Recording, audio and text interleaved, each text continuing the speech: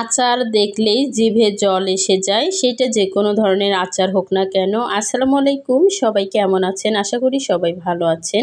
আজকে আমি টক ঝাল মিষ্টি আমের আচার বানাবো। সেজন্য এখানে আমগুলো আমি পরিষ্কার করে ধুয়ে সুন্দর করে কেটে নিয়েছি। একদম আমি চোকলা সহ আমগুলো কেটে নিয়েছি। কেটে নেওয়ার পর এখানে আমি কাসুন্দি হলুদের গুঁড়া দিয়ে ভালো করে মেখে নিয়েছি। এই তো দেখতে পাচ্ছেন হলুদের গুঁড়া এবং কাসুন্দি দিয়ে মাখানোর পর দেখেন কালারটা কত সুন্দর চলে এসেছে। যাই হোক, এখন আমি শুকনা মরিচ এবং পাঁচফোড়ন গুঁড়া করে নেব। তাই একটা প্যানের মধ্যে শুকনা মরিচ দিয়ে দিলাম। এই তো শুকনা মরিচগুলো এখন আমি নেড়ে চেড়ে সুন্দর করে ভেজে নেব।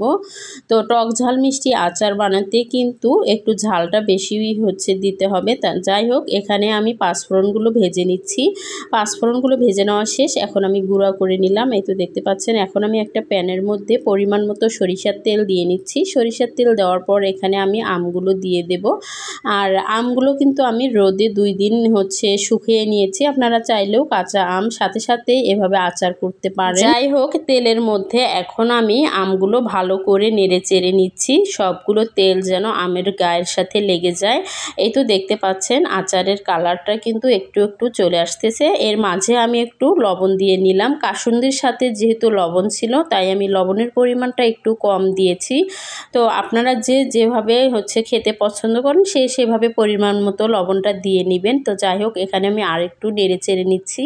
আমটা কিন্তু তেলের মধ্যেই সিদ্ধ হয়ে যাচ্ছে। তো যেহেতু টক ঝাল মিষ্টি আচার বানাবো, সেহেতু তো একটু চিনি দিতেই হবে, কারণ মিষ্টির পরিমাণটা একটু কম থাকবে, যাতে একটু একটু মিষ্টি লাগে। তো যাই হোক, এখানে আমি চিনি দেওয়ার পর হালকা আরেকটু নেড়ে চেড়ে নিচ্ছি। ছোট বড় সবাই কম বেশি আচার খেতে পছন্দ করি। ছোট বাচ্চারা একটু মিষ্টি আচারটা পছন্দ করে।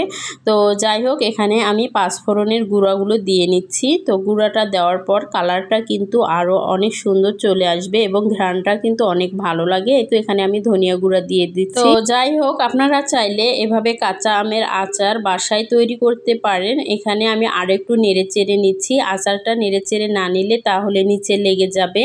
তো সবসময় চেষ্টা করবেন ফ্রাই প্যানের এরকম কড়াইয়ে আচার তৈরি করার জন্য, কারণ এইরকম কড়াইয়ে আচার তৈরি করলে আচারটা নিচে লেগে যায় না।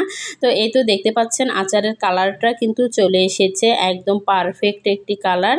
তো আচারটা খেতে অনেক সুস্বাদু হয়েছে। আজকে আমার এই ছিল আচারের ভিডিওটি কেমন হয়েছে অবশ্যই সবাই কমেন্ট বক্সে জানাবেন এবং ভালো লাগলে লাইক কমেন্ট শেয়ার দিয়ে পাশে থাকবেন। আচার একটি লোভনীয় খাবার। আচার দেখলেই অনেকের লোভ লেগে যায়। এই তো দেখতে পাচ্ছেন আমার আমের আচারও কিন্তু অনেক লোভনীয় এবং টেস্টি হয়েছে।